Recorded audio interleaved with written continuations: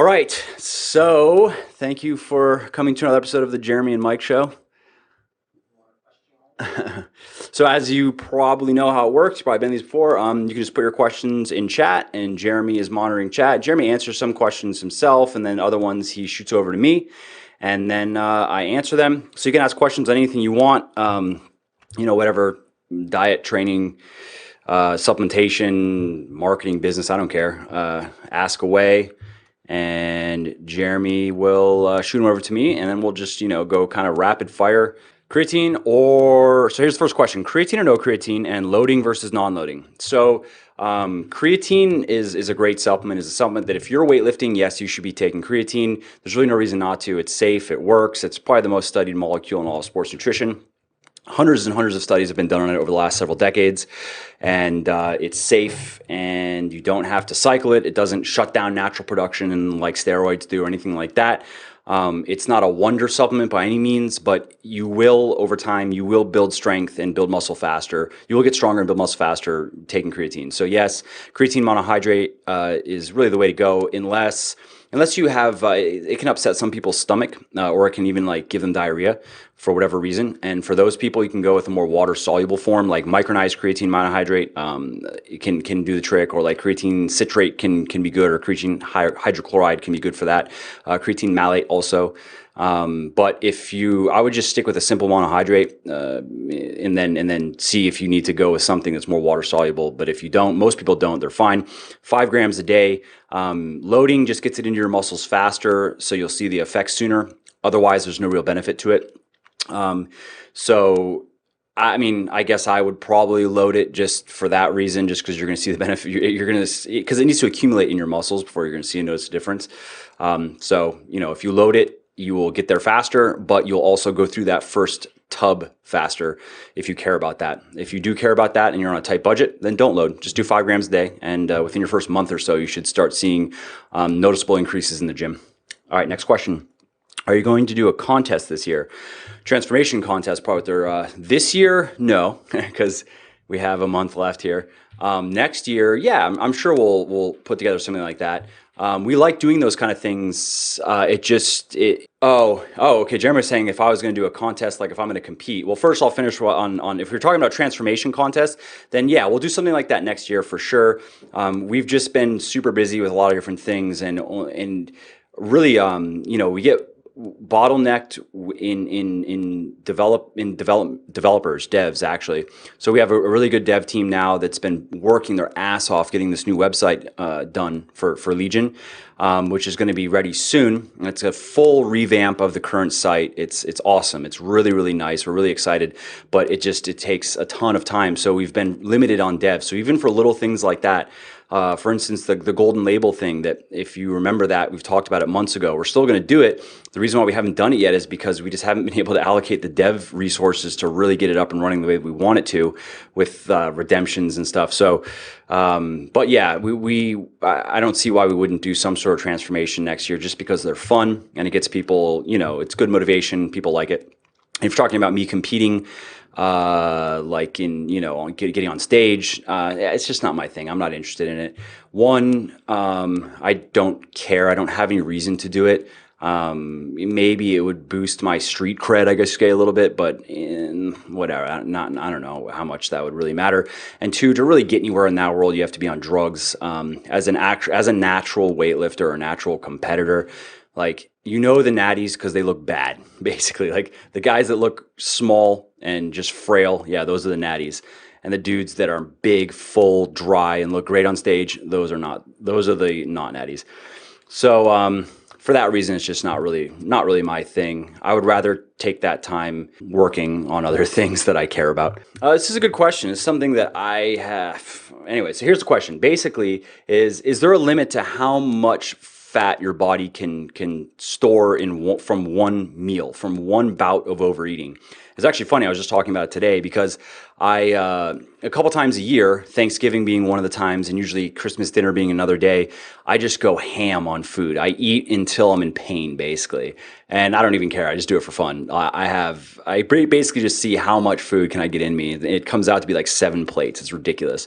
And I would think that I'm pretty lean right now. I've been this way for months and months.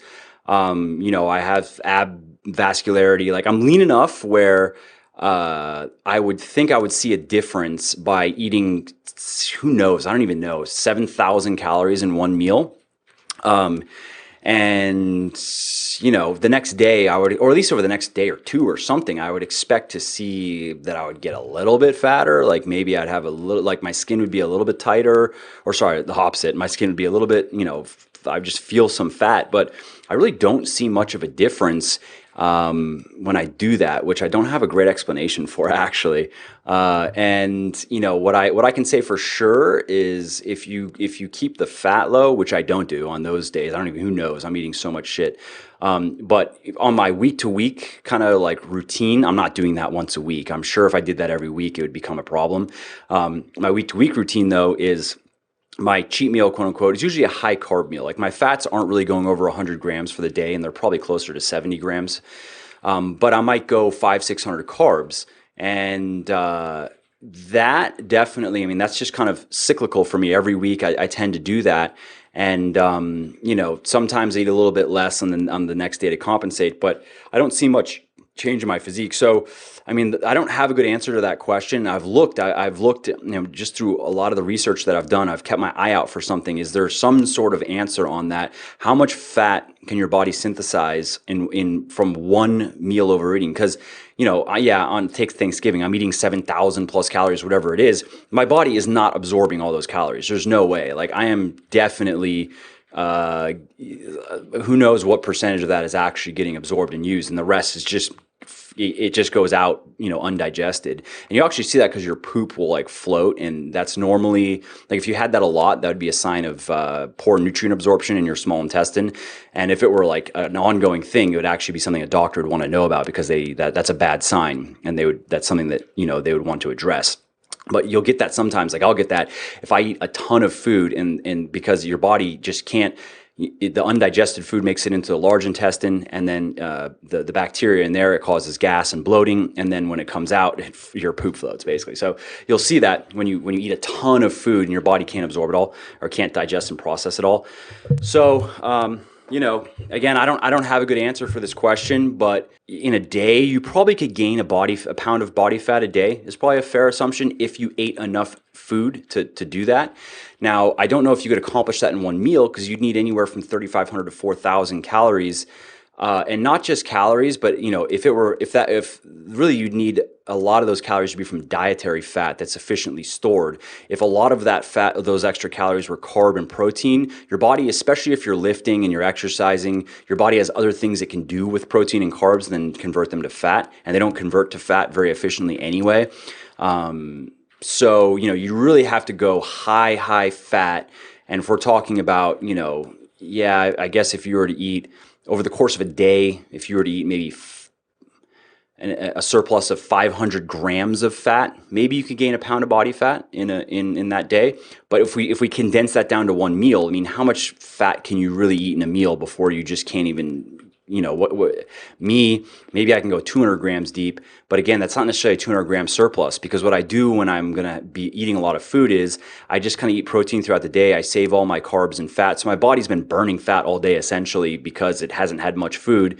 And I come into that dinner with a good, let's say 3,000 calorie buffer, or 25, maybe not 3,000, let's say a 2,500 calorie buffer that, you know, I'm not even in a surplus until 2,500 calories deep. So when it's all said and done, that surplus of, let's say it's a 3,000 calorie surplus by the end of the meal, but how much of that's really from dietary fat? Maybe only 1,000 calories of it's from dietary fat. And, you know, there's also something to be said for nutrient partitioning, and the longer, if you're lean and you work out a lot, especially if you train your muscles a lot, your body is you could think of it as resistant to gaining fat in a way, if you have good insulin sensitivity. So kind of a rambling answer, but it's something that I've, you know, whatever, it's been on my list of things to, like, if I do come up with a good enough explanation and answer, it would make a good article basically, which makes me want to read more on it, because it's these days sometimes it's hard to find new things to write about. So anyways, let's go to the next question. Any underwear advice? A guy who never skipped leg day. Anything that fits my waist, rides up my thighs, and briefs. Are briefs the only option? Yeah, I have that. I actually have that same problem, especially when I'm doing cardio. If I'm biking, it's so annoying. It's always riding up on my shit, and I'm always pulling it down. So Jeremy says Under Armour. I don't have any Under Armour. Yeah, boxer briefs. So Under Armour boxer briefs. That's what Jeremy says. I have. Do I have any briefs? I'm not. Well, no. Yeah, I definitely do, but they're not like. I don't know, they're like Calvin Klein and then random stuff my wife has bought me. So I don't know. I haven't found a brand. Like I like some underwear, but I don't know what they are because my wife has bought them. So Jeremy says Under Armour though, and I trust him. Calvin Klein trunks, he says, for everyday wear. I have some Calvin Klein briefs that I like. But anything else like what you've run into, yeah, there's just, I don't wear underwear, yeah. All right, next question.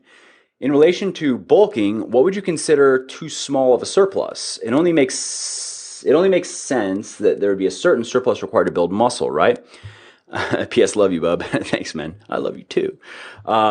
So yeah, I mean, really what you're accomplishing with that surplus, first and foremost, is you are making sure you're not in a deficit. Because if you're in a deficit, then your body's ability to synthesize muscle proteins is impaired. And that's one of the main reasons why you really can't gain muscle when you're in a deficit if you've been lifting for any period of time. So that's the first thing you're accomplishing, is not being in a deficit. And that means that your body's able to build muscle most efficiently, is what you could say. Now, beyond that, unfortunately, there's not a dose-dependent response. That's not that you can just keep on going into a bigger surplus and you're going to build more and more muscle. However, there is something to be said for a larger surplus if those calories are coming from carbs. So if you're just like increase your fat intake out the roof, you're just going to gain fat faster. You're not really going to get anything from it. It's not like your workout's going to be any better. There's really no point to do it, which is why I always recommend to keep your fat intake at the healthy level. Unless you really like, high fat dieting, there's just no reason to do it, especially if you're doing a lot of weightlifting and you know what you're doing with your diet and you're not overweight and so forth. So there is something to be said though for a larger surplus if you are eating more carbs, and that and how your body responds to that is going to depend on your body. My body does very well with carbs. So, and again, especially with carbs, my body is kind of resistant to gaining fat from carbs. I have very good insulin sensitivity, and that's just the way it is. Some other people though, they notice that they gain fat faster from a carbohydrate surplus versus, let's say, a protein surplus. This is one of those things you have to kind of learn your body. But if you could go into, let's just say the minimum, the reason why I kind of recommend the minimum surplus being 5%, but I like to say 10%, is because then you're in a surplus. Because, when you're calculating your TDE, you're looking at an average daily energy expenditure. You're not looking at it spot on for every day, and it changes from day to day. It doesn't matter how anal you are about it. You're never going to be 100% accurate about your energy expenditure on a day-to-day basis. So really what you're trying to do is get an accurate estimate of your daily energy expenditure. And some people get fancy and they raise or lower their intake every day based on activity level. I don't do that. I mean, if you just search Muscle for Life, go to Muscle for Life and search TDEE calculator, and then you'll see an article I wrote on this. That's kind of how I do it. Or you can search for macro or macronutrient calculator, and you can see a more extensive article on turning it into a whole diet plan and stuff. So by going to a 10% surplus, you are giving yourself a buffer basically to ensure that you're not in a deficit. I mean, really, ideally, when you're bulking, you're not in a deficit any days of the week. Ideally, you're in a mild surplus every day. And so with that said, though, if you could go, let's say you could go at another 10% of your TDE straight from carbs, and not gain fat too quickly, because as I I've written about this, I've talked about this a lot. The biggest bulking mistake you can make is just gaining fat very quickly, which means that you have to cut sooner. You're just not able. You really want to stretch those bulks out, which means you want to see your fat come on slowly. And if you can gain muscle and fat at about a 1-to-1 ratio, you're doing a good job. So depending on your body, if you're able to take that, let's just say that you're bulking, your 10% surplus is 3,000 calories a day, just for simple math. If you could go up to 3,300 or even 3,150 calories a day with those extra calories coming only from carbs, the reason why that's nice is that is going to make a difference in your lifts. Obviously, there's a point where eating more carbs isn't going to do anything, but your intake has to get pretty high to reach that point. So if you're going from like 400 grams of carbs a day to 450 grams of carbs per day, you might be surprised that you notice that in the gym, that's like, you have a bit more energy. Like that might be an extra rep or two on your big lifts. It really can be just from glycogen and just because carbs are energetic. And when you're doing a lot of heavy lifting or just weightlifting in general, as long as your body does well with carbs and so forth, a high carb diet is going to be more productive. And it's also more conducive to muscle growth, mainly because of insulin's anti-catabolic effects. Higher carb diet means higher insulin levels, means less protein degradation. So that's kind of the long answer to that, is 5 to 10% minimum surplus. And if you can go higher straight from carbs without gaining fat too quickly, basically if your body is very carbohydrate sensitive, then take advantage of that. And then might as well just throw this out there as well, because I've come across it a lot just emailing with people. If you're someone that has a very fast metabolism, or just well, I guess it kind of would all come around. You just burn a lot of energy every day, so you have to eat a lot of food to gain weight and gain muscle. Then there is a point where, I've emailed with guys where their carb intake is up in the 600 gram range per day, and they just can't stomach eating any more carbs, and I understand. And, but their weight is stuck and their body fat, they're doing everything right. It's just they need more food. Then we usually actually either increase protein a bit more or protein and fat a bit more. And sometimes it's just fats, but most guys, they like to increase their protein and fats a bit more to, get to that point where their body starts gaining weight. And everybody has that. That's not a uniform, a 10%, what should be a 10% surplus won't work for all people. There are people that the hard gainer types that per calculations, they need to be in a 40% surplus just to gain weight, period, just to even be able to gain, build some muscle. And I would say that's rare, but that is out there. So if that's you and you're thinking that doesn't apply to me, just know that there is a point where it's part of the whole game is learning your body's sweet spots. So it's understanding the basics and the fundamentals of energy balance, understanding macronutrients, how they work in the body. And then there's a bit of trial and error in there and knowing where your calories are at, given your lifestyle and given your metabolism, your genetics and so forth, and what numbers work for you. For me, I know that if I wanted to bulk, I would work my way. I would start at about 3,300 calories a day. And over time, I would have to work it up to about 4,000 to 4,300. And then by that time, I'd probably be around 16% body fat. And it'd be time to cut. I've done it many times, and I just know that's how my body works. So, that's my body. That's not necessarily your body. Your calorie ranges might be smaller or it might be higher. So let's go to the next question. All right, so what's your best advice if you get sick with food poisoning, especially if it happens during a cut? Just recently got food poisoning. I hate that shit. On Tuesday night, I'm still recovering, was cutting. This has happened to me before. And what I do, like whether it's food poisoning, I've had the flu before when I'm cutting. I try to eat around. I come out of a deficit just because your body doesn't need the added stress if you're sick. So I try to just eat around TDE. And it's hard to eat. I understand that. If you can't eat, you can't eat. I would try like protein. I would try to get protein down. But ultimately, don't stress too much about it because even if you do lose a little bit of muscle, you're going to gain that back like in your first workout. It doesn't matter. Like muscle memory is real. That's one of the things that you see in a lot of these transformations online is a lot of drugs are often involved, but also, a person's in a detrained state. So it'd be like if I stopped lifting for, 6 months and did nothing but eat food and got fat and then started lifting again, I wouldn't even need drugs to make what would look like a steroid transformation because of muscle memory. So, don't stress about it. If you can eat protein, if you can keep it down, keep it down. If you can keep food down in general, you're just not feeling good, you can't train or whatever, then just try to eat around your TDE and don't exercise until you feel better. I've made that mistake many times, especially like with having colds or flus or whatever, where I like the first day where I feel not like shit, I'm back in the gym, and then the next day I feel like shit again when you should just be resting. So it's one of those things. Don't beat yourself over it. Just get better. Eat around, come out of a deficit so your body's not stressed, get better, and then just get back at it. Next question. I just bought your French vanilla and eggnog protein, and they are awesome. Thanks. Yeah, we like them a lot too. Any plans on coming out with new or seasonal flavors? Eggnog is out of this world. Yeah, you know what's actually funny? That eggnog was an accident. That eggnog was, we were working on our vanilla, and they sent us, that was supposed to be vanilla. We were like, that's really good, but it's not vanilla. That tastes exactly like eggnog. And then that was like, let's just do eggnog. And so that's how it even came about. So yes, we are going to be doing, our next flavor is cookies and cream, right, Jeremy? Yeah, cookies and cream, and that's going to be out, I think it's January, February. And then after that, we are going to do our next seasonal flavor is going to be a summer. It's going to be a strawberry banana, and it's super good. And if everyone likes it and it sells well, we may just end up keeping it.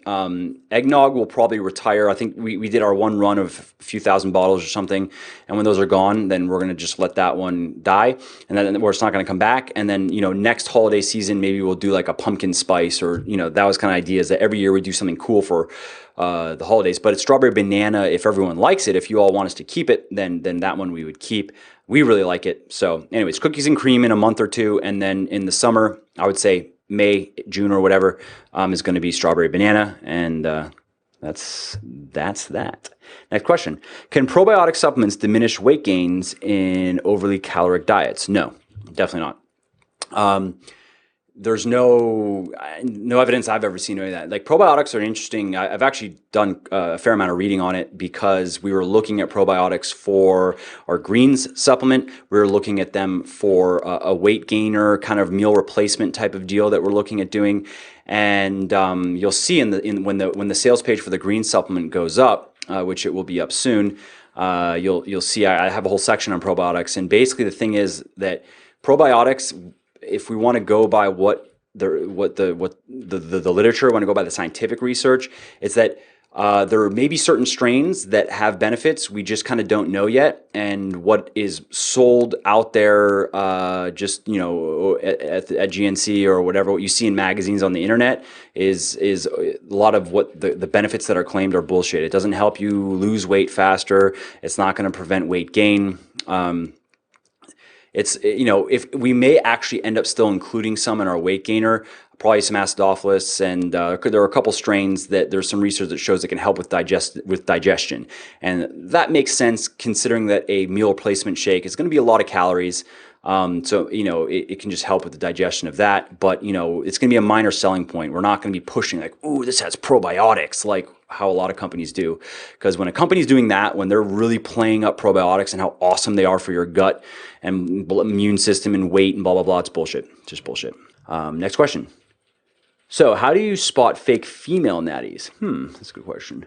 Not just in terms of steroid use, but how do you tell if a woman has booty implants or just amazing genetics plus sound training?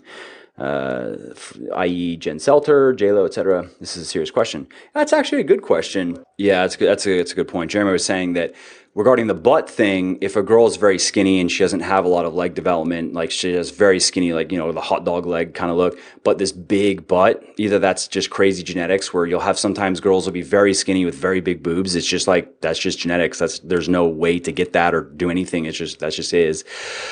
It increases the likelihood of implants, because to get a butt as big as some of these girls have, for the average girl to have a butt that big, her legs are going to be huge, very muscular. It's going to take a lot of squatting and a lot of hip thrusting and split squatting and all that stuff, which is going to build up your legs. There's no way to just build up just your butt. Yeah, exactly. So Jeremy was saying, Brittany, who's one of our sponsored athletes, Brittany Pirelli, so she has a big butt and it's very developed, but if you look at her legs, they're also very developed. I wouldn't say her legs are super big, but you can see that she lifts, and she's done a lot of squatting, and her core is very developed, which you also get from a lot of squatting and just compound weightlifting. Yeah, there's also, Jeremy was saying, if you look, go look through their pictures, and if 6 months ago they didn't have a butt and now they have this huge butt, then that is, I would say, pretty telltale. But regarding steroid use, if a girl is very muscular and very lean, then it's kind of like similar to guys, but you don't even need to be as much. Like, guys can be very muscular and very lean without steroids. Girls it's much harder. So if you're seeing, and again though, they're not necessarily going to have any of the androgenic type of qualities. I mean, the girls that are on a lot of steroids, they kind of look like guys. I mean, that's obvious, but otherwise, that's very hard to tell. But if a girl is very muscular, very hard, and very lean, very dry, then there's a good chance there are drugs involved. There's a girl in my gym, actually, a perfect example of that, where she competes, which means drugs. I mean, I think she has her pro card, but she swears natty, of course. But that's her look. Very vascular, very lean, very muscular, very dry. Always. Okay, so here's the next question.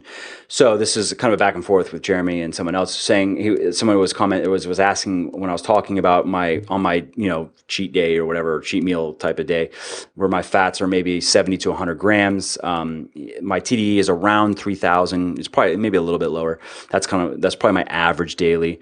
Maybe it's 2,900-ish, but you get the idea. Is 70 grams of fat considered low enough for a high carb cheat day and meal? So I'll talk a little about refeeding. So it kind of depends what you're doing. I mean, again, of course, it's calories. You just do have to remember that, and this is especially true when you're lean and you're wanting to maintain. So if you're a guy and you want to stay under 10% body fat, you have to watch your fat intake. You just do. Now, of course, it's calories. Now, if you are just, maintaining if you're eating at TDE, you can do whatever you want with your fat. But if you're going to be in a surplus, you have to watch your fat. You can noticeably get fatter in a weekend by eating too much fat. I know because I've done it.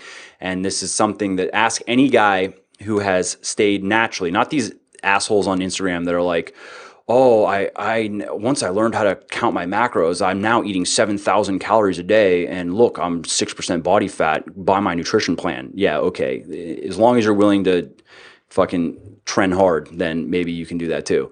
No, I'm talking about like reasonable, actual, real numbers, where if you're fat, if you go too hard on fats and you're a surplus, you just start putting fat on fast. You see it. Carbs, as I said, are different. Protein is different. Of course, you can gain fat if you eat, if you're in a surplus from mainly from carbs. It's just, you're not going to gain fat as quickly. You just won't. So, again, with one meal, I wouldn't really worry about it so much. It's not like I'm keeping, on that day, it's usually me going to a restaurant and, I'm eating probably about 100 grams of fat in that meal. And that's really my day's worth of fat, because up until then, I'm just kind of eating lean protein, eating some vegetables at lunch and stuff. So I'm coming into that dinner maybe with 10 grams of fat, and I've eaten a lot of my protein for the day and some veggies and stuff. And, so I wouldn't say there's a number where you can't be over 70 grams or you're screwed. It's you just have to keep in mind that depending on what you're eating, Jeremy went to a cheese restaurant in Tampa recently, and he was telling me, and it's a nightmare, because you're gonna be 1,000 grams of fat deep, if you go hard. That's worth it. Yeah, I mean, he says it's worth it. I understand, but it's just, you have to keep that in mind that. If you can the lower you can keep your fat intake when you're in a surplus, the better. If you are really trying to stay super lean, that's just the way it is. Now, let's say you're cutting and you want to do a refeed. So you're going to do a high carb day to spike leptin levels, and psychologically it feels good and whatever.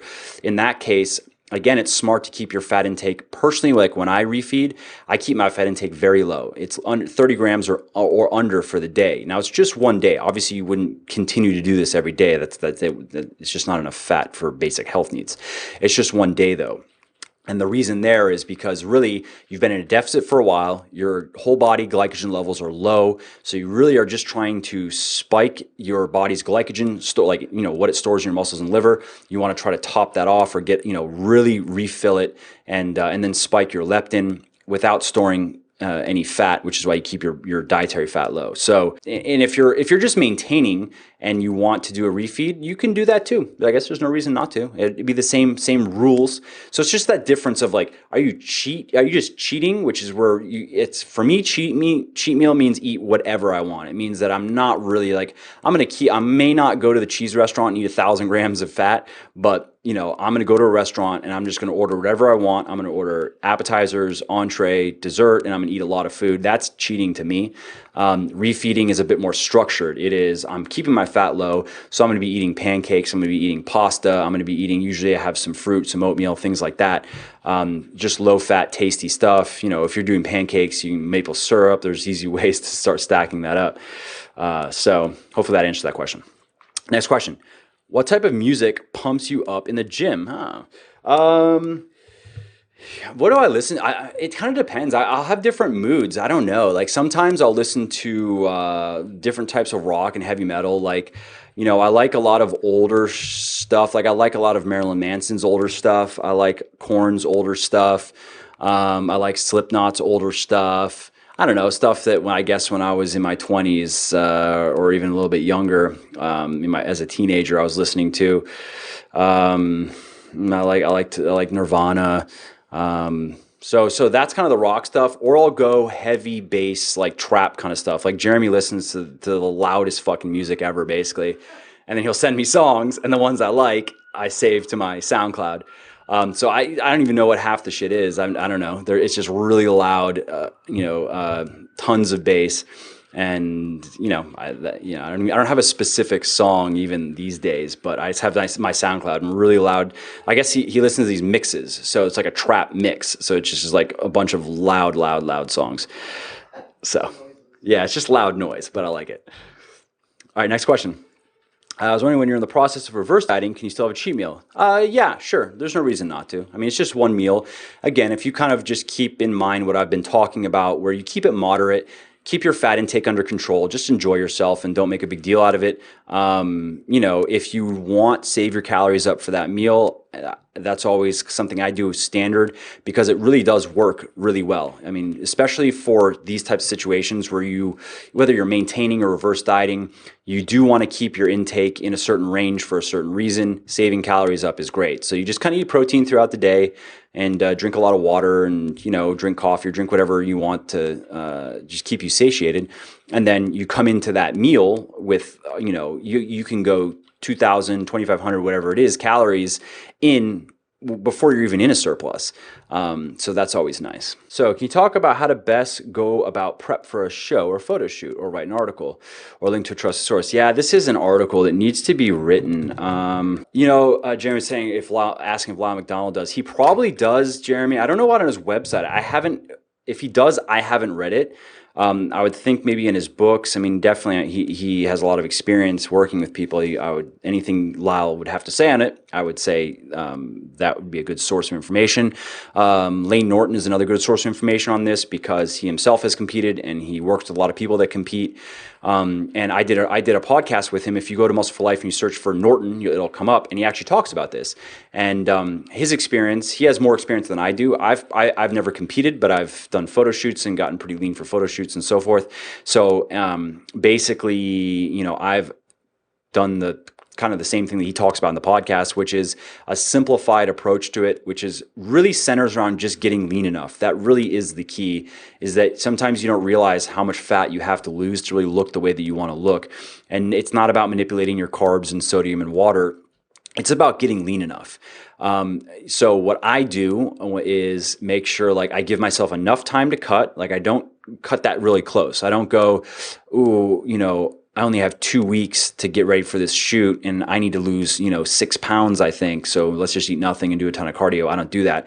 I try to give myself enough time. So I even try to overshoot it, a buffer of 2 or 3 weeks, just in case things get slow or whatever.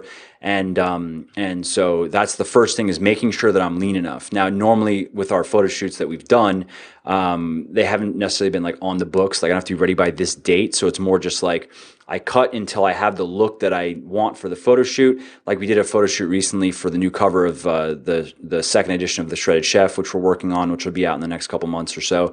And that was just a matter of just cutting until, like, I didn't want to be super lean. Obviously I want to be lean, but I didn't want to be like super bodybuilder lean necessarily, because it doesn't really fit, I don't think, fit the theme of it. I just wanted to be really lean, full abs, just look good and look lean. And then personally, I do cut my carb intake for probably about 5 days. I'll cut my carbs to about 0.5 grams per pound.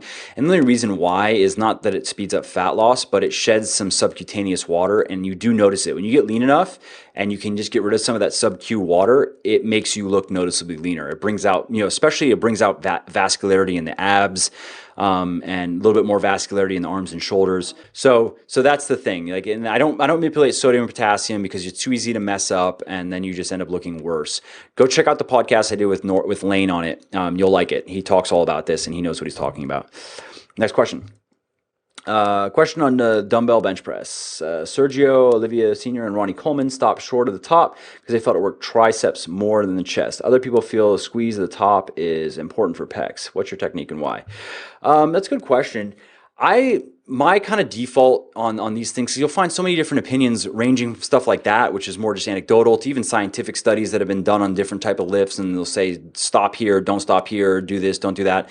And my default go-to is that more range of motion is better, as long as it's safe and you're not forcing the body into or forcing anything into unnatural positions. So personally, when I'm dumbbell pressing, I like to have, so I'm here. And I actually like to rotate. If I'm chest pressing, I like to rotate them like this, because then I can actually get them even deeper. And then I'm up, and then I'm not like necessarily thinking about, I got to squeeze my chest, but I am fully locking out, so my chest is squeezing. And if you're not going to do that, then you still want to, if you're going to do like this, which is fine, you still want to make sure that you are getting that full range of motion. Don't stop here. It's not bad for your shoulders. That's not true. As long as you gotta keep your shoulders in, or sorry, keep your, I'm trying to get on video here so you can see it. Keep your elbows in. You don't want to do all the flare like this. So it's really more just, I think the most important thing is a full range of motion, because that makes the body do the most work. I mean, we've seen that.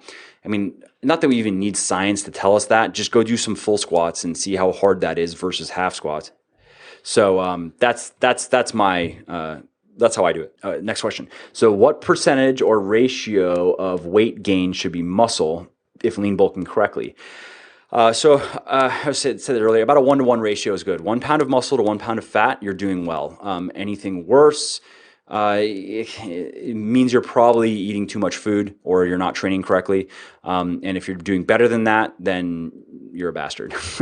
No, it just means you have good genetics. I mean, you're doing a good job. Stacked update is, so I have a new dev company rolling on it, and it's a big company called Appster, and they've done hundreds of projects, and they're legit, and they're gonna make it happen. So they've done a full review of all the work that was been done on it so far, and it's looking good. They're able to use it all. I've met with their team and went over everything, gotten them all on board. So the official development will resume next week, and probably 6 to 8 weeks from there. So, it's a slow, these types of things are a pain in the ass. I'm just like numb to this type of thing, because Jeremy and I have had it happen so many times on so many things. If a project of any magnitude goes off without a hitch, that's almost like, how? Like what? It's just not possible. That's unicorn status. So it'll get done. It'll get done. Next question. I recently moved my workouts to first thing in the morning so I could lift fasted with forge, and deadlift seems much harder, and my back just doesn't seem ready that early in the morning for pulling such heavy weight. Any tips or thoughts? Yeah, I mean, that's normal. If you're new to it, if it's only been a few weeks, I would say stick with it, even if you have to go less weight. But generally speaking, guys are stronger, and just people, I mean, I've seen some research actually specifically on guys, because of hormonal fluctuations throughout the day, are stronger later in the day. 1, because of the hormonal aspect, and then 2, because you've had food in you, you've had carbs in you. So don't be surprised if you are just weaker first thing in the morning, period, especially with fasted training. Some people's bodies do not do well with fasted training. They just don't. Like, they'll lose 20 pounds on their deadlift and they can't get it back, if they're training fasted. So I would say give it a little more time. Drop the weight if you have to, and see if you get back up to where you want to be. I myself have been training fasted for a long time now, at least a year, because I've just come to enjoy it. I don't take forage every day unless I'm cutting. I do some days of the week, depending on what I'm doing. Like, it depends on my food intake is. But give it some time and see if it really just doesn't work out and it's a problem. Then, I would say don't do it. However, if you're training fasted with forge, you're cutting, and that means that if you're lean, wanting to get really lean, I would say the advantages that having caffeine and forge and fasted training provide in terms of burning stubborn fat outweigh, who cares if your weight is down for a couple months while you cut. And you're not going to lose muscle. So, take that into account too. Next question. Hey, Mike, I've been getting some nagging soreness in my elbow post-workout. What would you recommend? Glucosamine has been minimally effective. MSM sulfur has been slightly more effective, but leaves still much to be desired. I heard someone suggest curcumin. What would you recommend? Well, if we're talking supplements, yeah, curcumin is great. I have a joint supplement called Fortify. If you go to Legion Athletics and check it out, it has a type of collagen that's been shown to, it's actually been shown to improve joint health in healthy people, which is one of the few things out there that can do that. Curcumin is another, which is the pigment in curry. And curcumin, though, is poorly absorbed by the body, so you need to have it with a black pepper extract. Basically, is what increases the bioavailability by like 20 times. And you can go check out Fortify, and you'll see. And I link to all the research on it. And there's also grapeseed extract, and there's a couple other things too. So. For supplements, I would say honestly, Fortify and glucosamine. Again, unless it can be mildly effective for people with arthritis. If you're not arthritic, you're probably not going to notice much of a difference.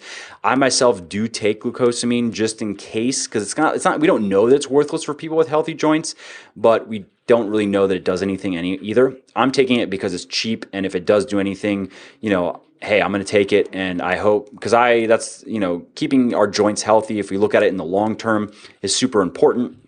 Because that's one thing, that our body can be in amazing shape, but if our joints go to shit, we're not only we're not going to be able to lift weights, but we're not going to be able to play sports with our kids and just do things that we want to do. So, I think it's not expensive, and it's worth the possibility that it works.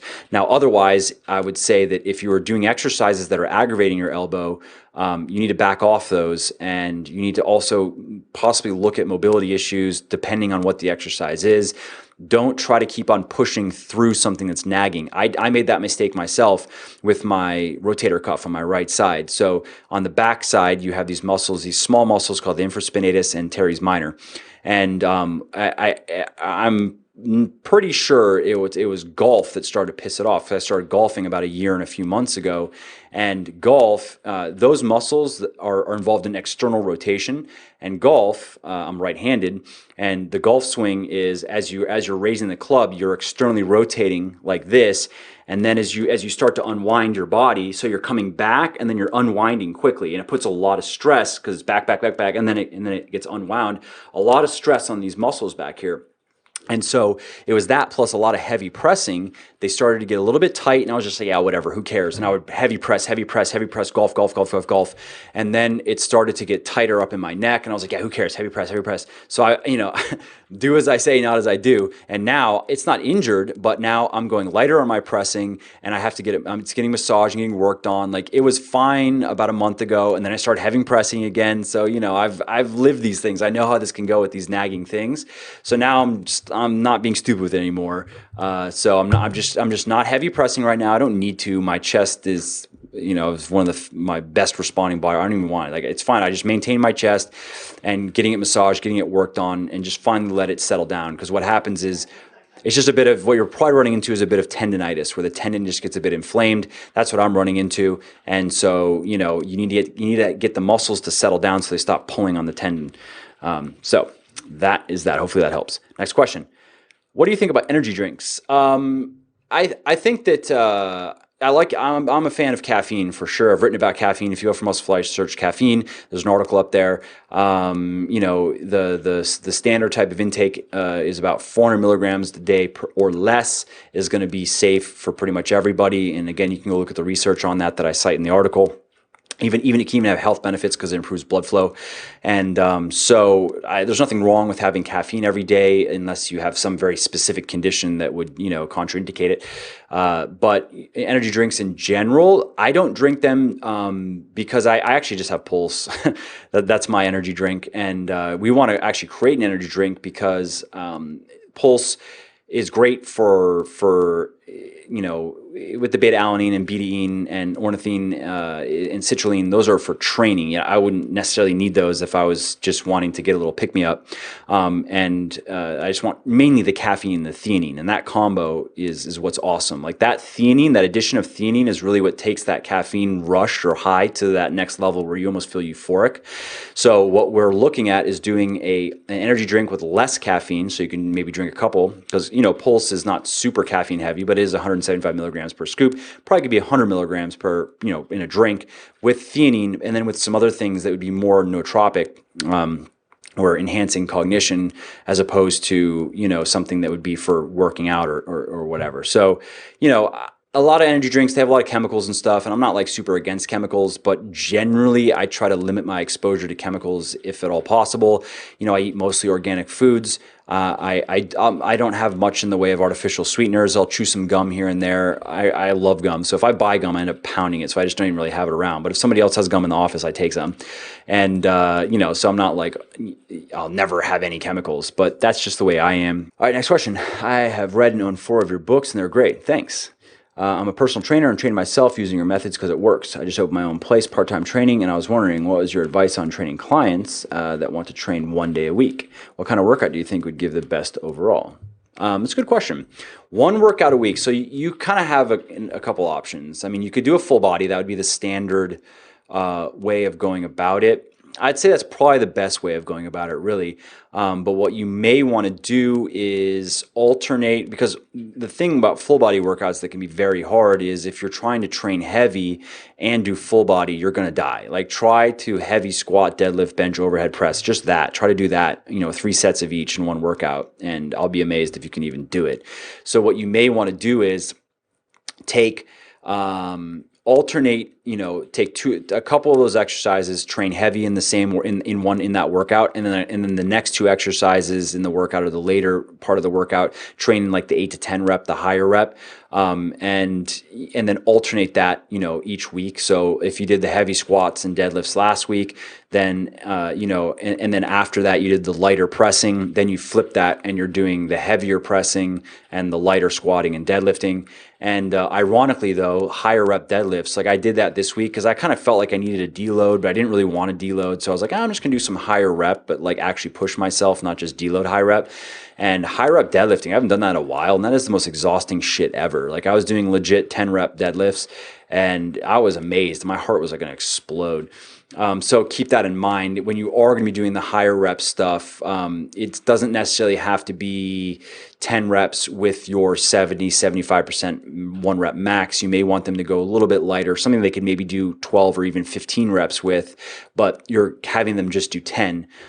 So, that's probably how I would, and it kind of depends on the person, that's how I would approach it. Because I can tell you, if you try to just tell them to do a bunch of 4 to 6 rep stuff in a full body using compound movements, try it yourself. It's so hard. So yeah, full body, and I would say alternate between what's heavy and what's light week to week. Next question. Does alcohol, a glass or 2 on the weekend, screw up results? No, not necessarily. The thing with alcohol is it's not, as a molecule, it's impossible to store as body fat. It just doesn't get converted into fat. It's a poison that gets shuttled out of the body.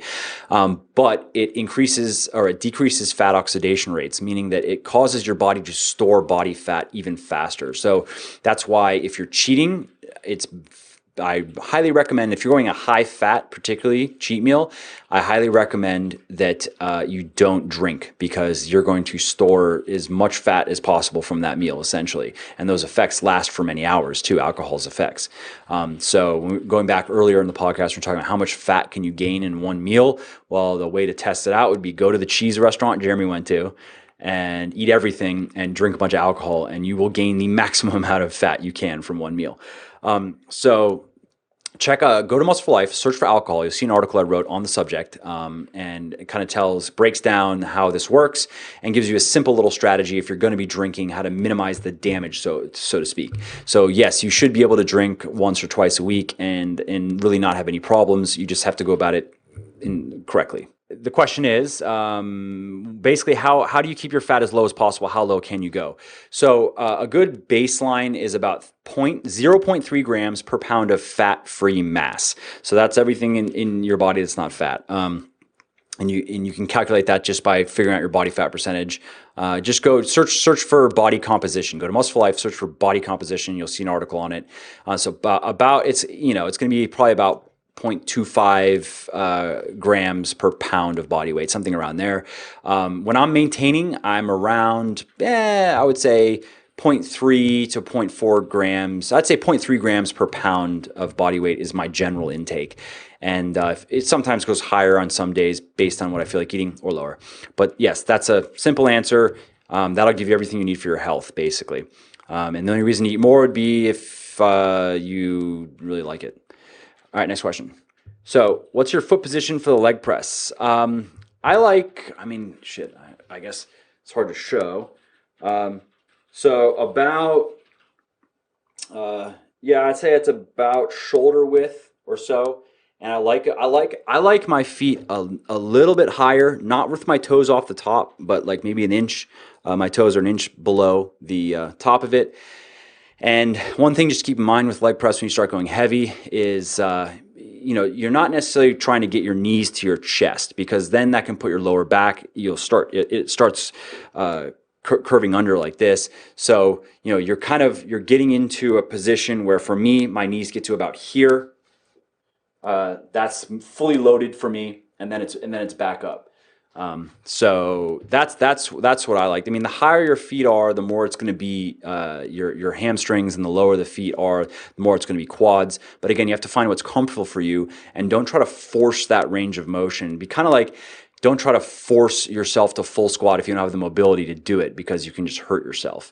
I've done that before, and not really hurt myself. It's kind of like I've had my back like almost pop, like when I was leg pressing a long time ago, and strangely, it like wasn't even really hurting. It was just like a muscle. I don't know if it was something, because I was trying to force that range of motion. So, let me just say on that, I also really like the hack squat sled, not the barbell. It's kind of an awkward, shitty exercise, but if you do it on the sled, that's also a great exercise for really hitting your quads. I've been doing a lot of that in front squatting recently. All right, next question. Lowest round of golf. My lowest round is, I shot an 83, but that's like actually playing every ball, no mulligans, no fixing lies, no bullshit. So I shot an 83 with 2 triples and a double, which is hilarious. Like, because I had I was 1 over on the second nine. I had blow up holes in the beginning, and then had a great back nine. But I would like to break 80 by the end of the year. I'm close.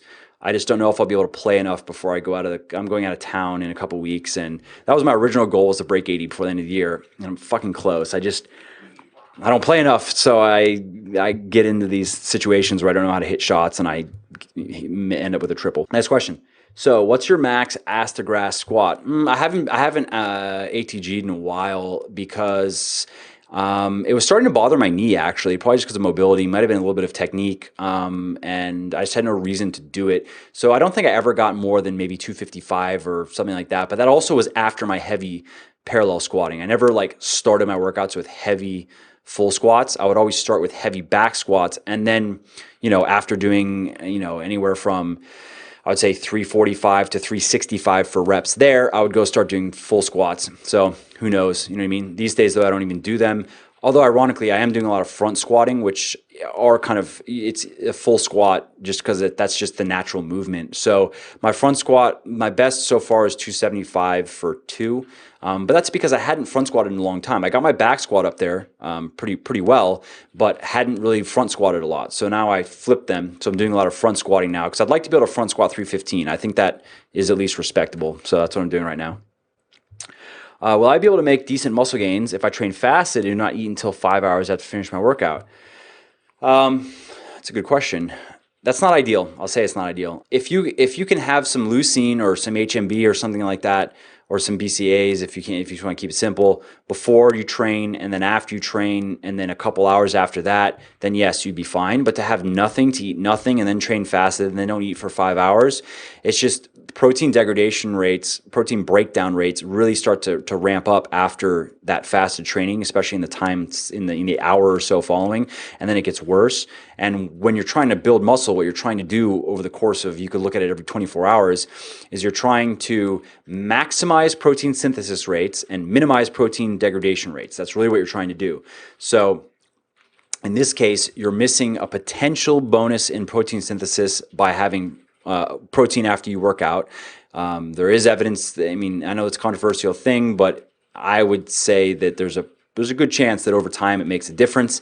And then, so you're missing that and you're adding, a fair amount to the protein degradation side of the equation. So it's really not ideal. I'm not going to say you can't make gains, but it's not ideal. All right, next question. So how do you deal with family or friends hating on you?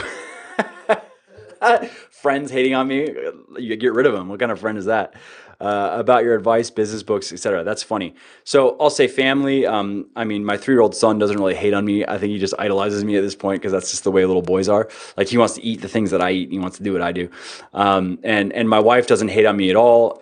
She's very supportive, and she understands, yeah, I work a lot, and she also, I mean, we've been together for a long time. She knows me. She just knows that that's what she's getting into. When she decided to marry me, she knew that I'm just not going to be that person that wants to hang around a lot. That's just not me. So she doesn't, I mean, sometimes it does go a little bit too far, and like I haven't like even said anything to her in 2 days. I mean, not legitimately, not that bad, but where she's like, come on, like, let's spend some time. I'm like, all right, good point. So that's just the way that is. Now, friends, I mean, again, my friends are like the people I work with. Jeremy's my best friend, and the guys I work with are my friends. Otherwise, I don't hang out with people very much. The guy I work out with is a friend of mine, but he's a business owner and he's of the same mentality. So I have kind of surrounded myself with people that are the same way. It's not just me that works a lot. Jeremy works a lot. Kareem works. Everyone in here works a lot. So we all, and that is supportive in and of itself, where the people that are around you, of course, they don't say anything because they're doing the same thing. I mean, everyone's work fluctuates, but we all know what it's like to put in those long weeks and those long hours. And we're doing it for a reason. We're doing it because we like it, but also because we're trying to put a future there. There's something we want to achieve. And we're not just thinking with day to day, what would make me feel good right now? I'm going to go do that. And that's how a lot of people live. And so, I don't have people that try to give me shit for that. But if someone did try to give me shit for that, I wouldn't take that shit. I mean, I would not have friends that are like that, because I know very clearly what I want to do with my life, and I have a good estimation of what it's going to take to get there, I think. And anything that would get in the way of that's the distraction. And that would include a person too. If some person were in my way, that's it. They're out of my life now. So, that's just how I am. I wouldn't say I'm like an uncaring person, but I have that side to me. Like, if someone's like on my good side, you could say, like, I'm very helpful and and I'm caring, but there's certain things and certain people that are go into a bucket of, I don't care. Like, I don't want to hear it. I don't want to, that's it. So that's the way I am. Next question. I'm hitting all my macros, but I'm waking up in the morning bloated. I was eating carbs late at night. Is this the reason for this, or am I eating too much? No, I wouldn't say that it's just, you're eating carbs late. Like, that really depends on your body. I would say it depends on what you're eating. We don't have a search up yet. On the new Legion blog, we're going to have a search. So put into Google Legion bloated stomach, search for that. And there's an article I wrote, and check that out. It has a lot of good advice in there. And I think it's going to help you. I'll just leave it at that. That's a simple question, a simple answer. Next question. So when you mess up on a cut by overeating, you can usually just go back to cutting, me back on track in a few days. But what do you recommend if you mess up on bulking by overeating and gaining too much? A small little cut, or just keep bulking, pretend it didn't happen? Good question. I guess it depends. Like, okay, if you mess up, meaning you overeat for a day or two, I probably wouldn't worry about it, and I would just keep going. But if it's like you went on vacation and you just way overdid it, maybe not a bad idea to come back and cut for a week and then just get back on your bulk. Do keep in mind though, I mean, how much fat are you going to lose in a week? A pound? So, in the greater scheme of things, it's not really that big of a deal. It's not going to help that much. There are, people out there that like the idea of cyclical bulking, where you bulk for like 8 weeks and cut for a couple weeks. And I'm not totally against that idea, but my personal experience with my body and just working with a lot of people is, when you get into like a groove when you're bulking, and especially after a few weeks of being in a surplus and you're training hard and you're progressing every week, you gain reps, you gain weight, you gain reps, you gain reps, you gain weight. And for me, stopping to cut has messed with that, and it's been harder to get that momentum back. Like, it still takes, I don't know, that's not a very scientific thing. I know it's very anecdotal. I've just experienced it myself and seen it with a lot of people. That said, I do know people that really do respond well to that. Basically, they bulk until they kind of hit a plateau and they get stuck, and then they cut for a couple weeks, just because if they're stuck on their bulk, they figure they might as well cut. I'm not totally against that idea, but there's probably a reason why they got stuck. It's probably not that they needed to cut. That's not why you get stuck. So that may not address the problem. So they might just come out of that cut and still be stuck. If you search for plateau on Muscle for Life, you'll see an article on weightlifting plateaus. And if you also search for bulking, you'll see an article wrote on bulking in general, and there's a lot of good advice in there. So I would say it's one of those things that you should try and see how do you like. What do you like more? I prefer just staying in a surplus, stretching that bulk out, for a good 4 to 6 months, and then cutting. And sometimes when I was bulking, I would, like on the weekends, if I wasn't lifting, I would reduce my intake a little bit. I'm still in a surplus, but a little bit smaller of a surplus. Have you ever encountered any problems with getting lightheaded during a workout? It happened to me several times this week, and only on a couple of most compound exercises. I know it's not my breathing, but it could possibly be a result of overtraining. Good question. I've had that sometimes, actually. I've had that when holding my breath. I've had that on overhead pressing and on deadlifting before, but it doesn't happen frequently. And it's usually because I was holding my breath for I've had an overhead press, like holding my breath for several reps and then being like, whoa, like finishing my set and like, damn, that was kind of lightheaded. So I don't know of any reason why it would have anything to do with overtraining per se. That's something I haven't really looked into, to be honest. I haven't really run into it myself, and it's very rare that I have other people that are running into it. Blood pressure or blood sugar levels, assuming that you haven't had any issues with that, it could just be random. I'm sorry, I don't have a better answer for that. It's something I really haven't looked into. So in bulking, is it a rule that you'll eventually have to up your calories at some point due to slow down and weight gain? Yeah, probably.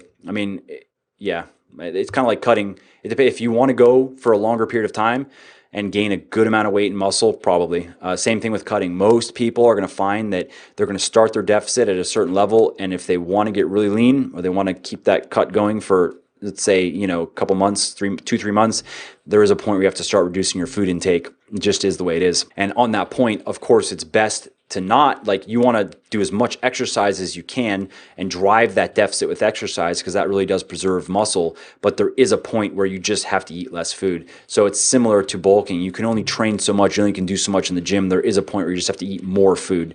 But how that will work, how that will play out for you is really dependent on your body. This is one of those things where you have to just learn your body. Next question.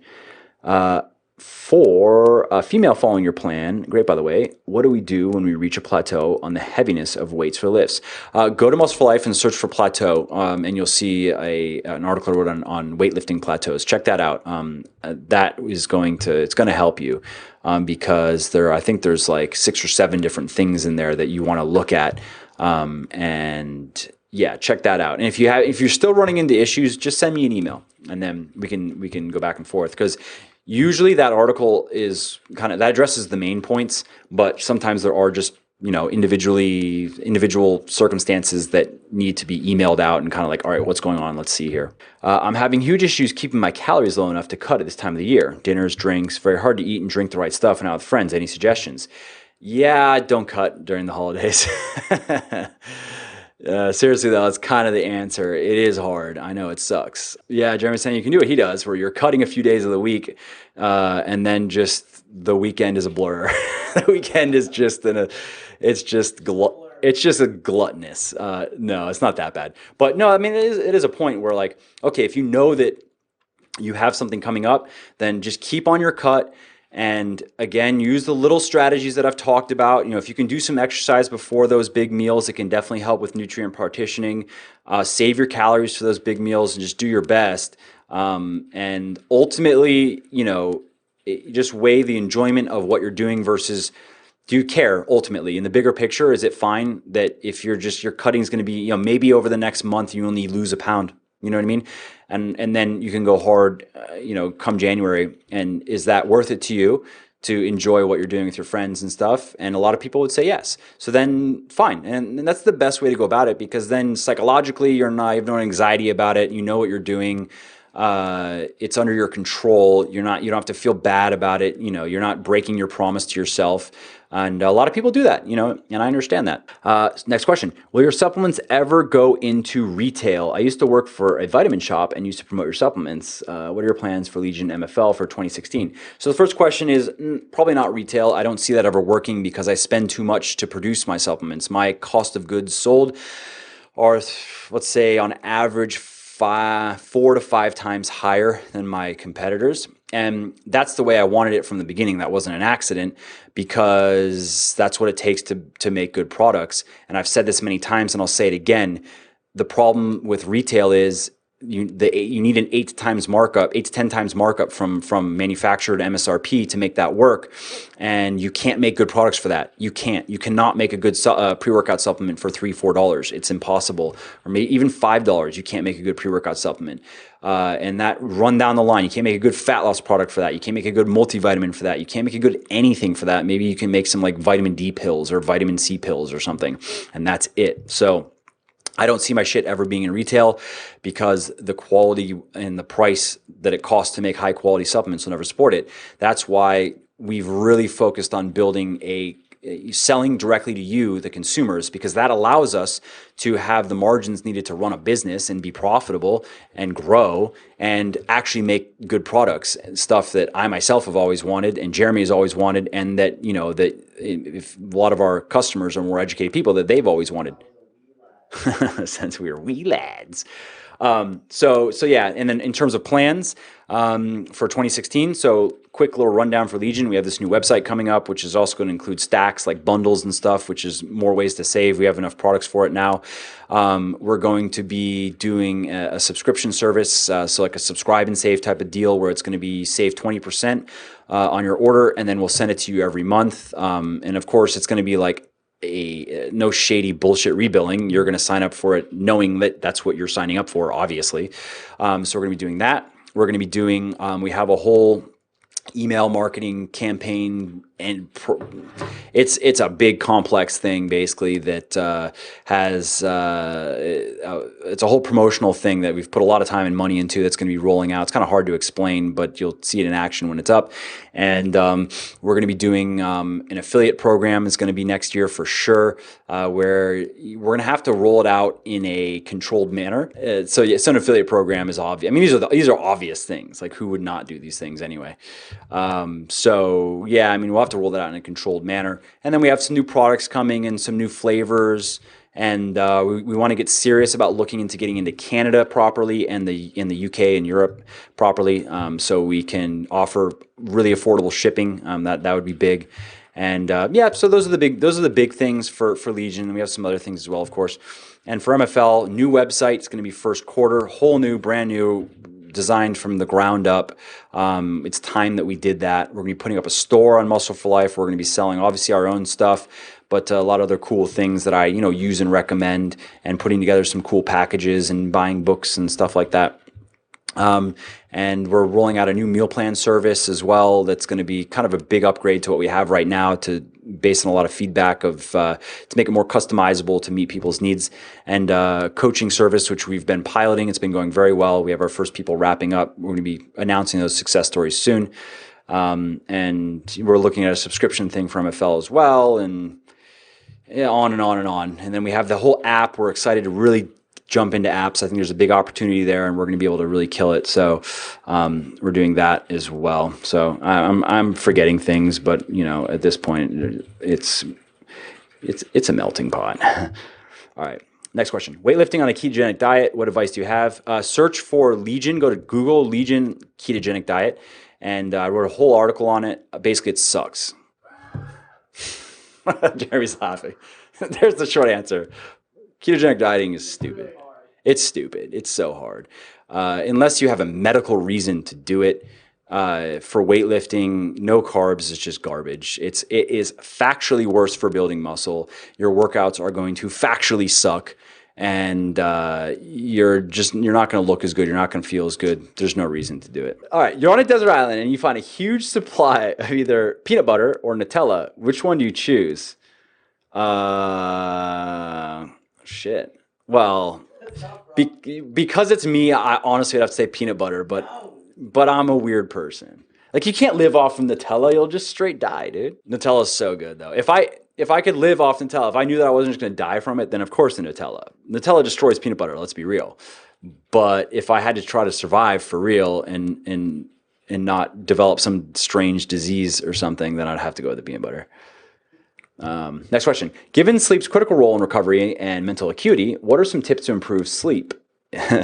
Asking the wrong person. I do not sleep very much. I can fall asleep easily, but wake up several times throughout the night. That sucks. Waking up, that's probably one of the reasons. That's one of the reasons why I sleep maybe 6 hours would be a restful night. Sometimes a little bit less. Yeah, if you go to MFL and you search for sleep, you'll see an article on it where I give some tips on how to improve sleep. So that would be helpful for you. Yeah, do that because it could be a number of things. Again, this is something where like if we were emailing, I'd be able to send you the article and we'd be able to like actually have a good discussion of where you're at. But check out that article. It's a good place to start. And yes, it's definitely worth, putting you probably have to make some lifestyle changes, some behavior changes before you go to bed. And that's what a lot of people mistakes that they make in terms of too much blue light before bed and things like that, and not having a pre-bed routine that relaxes you and so forth. So check out that article, send me an email if you need more help, but that's a good place to start. And also throwing it out there, not that, supplements are not my go-to answer for things, but we do have a sleep supplement coming out, which has, glycine, which is you'll see on the sales page, again, it's going to be our standard style. Everything is, there's all the research is there, but you can look at these things, like go to Examine and look at glycine, look at lemon balm extract, look at rutacarpine for clearing out caffeine out of the body, which is great because a lot of people don't realize how long caffeine stays in the body. It's hours and hours and hours. It depends on how your body metabolizes it. My body metabolizes it very quickly, but many people's bodies don't. And sometimes having caffeine within 6 hours of going to bed is associated with worse sleep. It is in most people. Like there's research on it, and I talk about it. I've written about it. Whatever. So anyways, check out the sleep article, and then check out Lunar is the name of the product. It's going to be available in a few weeks. It's being received by our fulfillment house. Blah blah blah. Next question. What are your thoughts on diet breaks and moving straight back to maintenance after a cut versus reverse diet? I think diet breaks are a good idea. If you need to, it's not necessary. A lot of people don't. They just kind of go and then they finish and that's it. But a lot of people, like I know Jeremy likes to take breaks on his diet, like, every so often when he's cutting. He'll just go to maintenance for a few days just because he's familiar with his body. And he knows that like there's a point where it's just the stress starts building on his body. So he goes to maintenance for a few days and then goes back into cutting. So there's nothing wrong with that. It helps. It's good for psychological, just sticking to your diet and preventing, going over the top. And then going straight back to maintenance after a cut versus reverse dieting. It's fine if you haven't been cutting for that long. One of the big benefits of reverse dieting is preventing the snowball eating too much, because when let's say you've been cutting for 2 months, your body, for various reasons related to hormones and metabolism, is kind of primed for fat storage. So the worst thing you can do is finish your cut and just start slamming down food, because you are going to gain fat very quickly. So one of the big benefits of reverse dieting is not that it's some magical thing. It's just that it keeps your caloric intake under control, and you're gradually raising it back up. And there is something to be said for gradually bringing your metabolism back up, because you are going to, not that your basal metabolic rate is going to change all that much, but your total daily expenditure, energy expenditure does go down as you're cutting. Your body adapts in different ways to just burn less energy. So as you start reintroducing food, your body starts moving around more naturally. Your, non-exercise activity thermogenesis comes back up. So yeah, that's if you haven't been cutting for very long, you can jump back to maintenance. If you have, you can, but you might do better with a reverse diet just to make sure that you don't really gain any fat coming back to TDE. Next question. So what should I do if I get stuck on a certain weight on an exercise such as the bench press while cutting on the year one challenge? I'm currently at 13% body fat of my 10% target for bulking. Yeah, you're cutting, and it's very common to get stuck. So just keep at it. You may just stick there, and that's totally fine. Remember, when you're cutting, your goal is mainly to just not lose muscle. If you're new to weightlifting, you can gain muscle while you're cutting. But if you have, let's say, a year worth of weightlifting experience under your belt, it's really not going to happen. So long as you're not dramatically losing strength while you're cutting, you're doing it right. When I cut, I do not gain strength. I really don't even gain reps. I'm just permanently stuck while I'm cutting. So just the way it is. In the past, I have gained strength while cutting, but it's been like 3 weeks, and then I stick. Next question. Help. How do I get rid of my cellulite? Go to Muscle for Life and search for cellulite. I talk about it. There are definitely things you can do, like gaining muscle, losing fat. There aren't very many like easy, quick fix remedies like creams and shit. I know that some girls swear by body brushing as well. I haven't seen any research on it, but I know it's one of those kind of folk remedies that may have something to it. But go to Muscle for Life, search for cellulite. You'll find an article. It'll help you. Next question. Are you planning to release a dick enlargement supplement? Censored. It's not for me. I'm asking for a friend. I like that ad. My friend has a really tiny dick. I mean, not me. My dick is literally massive, but it's literally the biggest thing you'll ever see. But my friend has the littlest dick you'll ever see. No, we've actually like in spitballing ideas for supplements, like, should we make a dick pill? And we've looked at stuff to improve blood flow and like yohimbine, and there are a couple things that it's not going to make your penis larger, but you might give you better hard-ons. I don't know. It was like something we've thrown around where like, do we even want to make a dick pill? I mean, do we even care?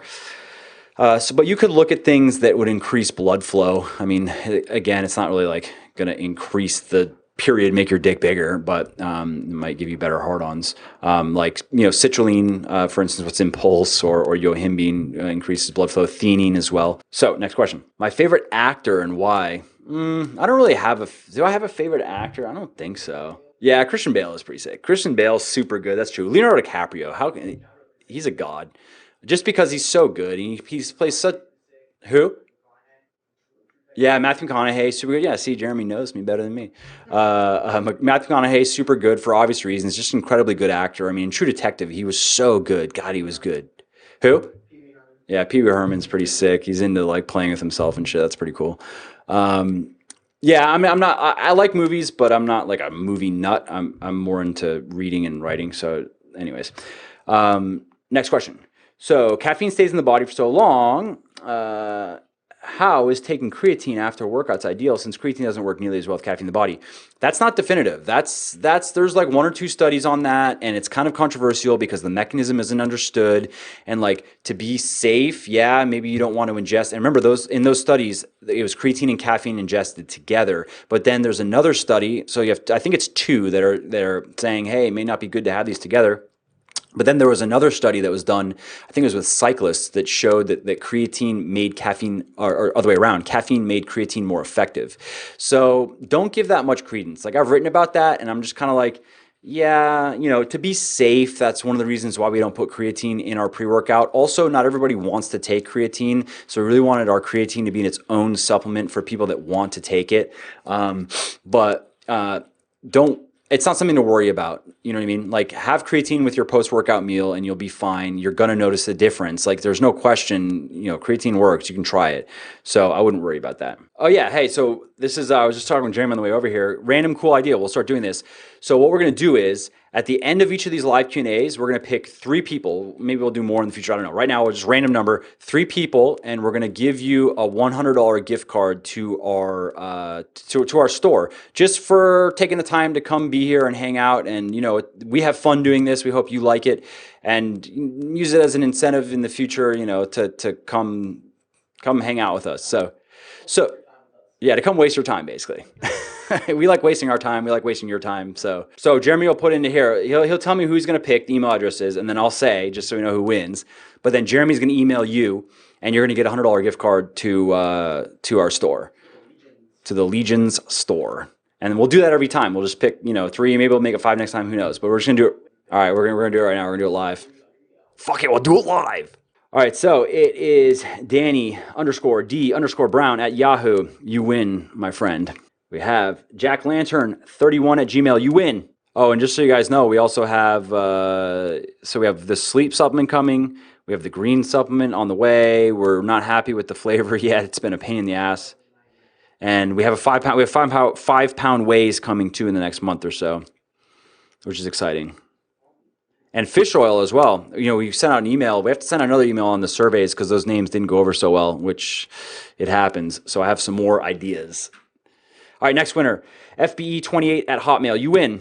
So enjoy your gift cards. And I think that's going to be it for now. And we'll do, you know, we could do, Jeremy, we could do one for fun when Jeremy and I are going to be in Europe at the end of the year. We could do one like on the laptop or something. If it works, wherever we are, it could be fun. Depending on where we're at. We'll see what we can do. But at the end of the year, maybe we'll be able to do something for fun. Jeremy's going to be in England primarily, but he's going to be around. I'm going to be in Germany primarily, but I'm going to be around. We're going to meet up. So maybe we'll find a cool place if we can do it, if we can make our schedules, you know, align. And we'll do the European version. We'll do it in Amsterdam in a weed shop, in a coffee shop. Sorry. Yeah. We're going to be smoking coffee. So.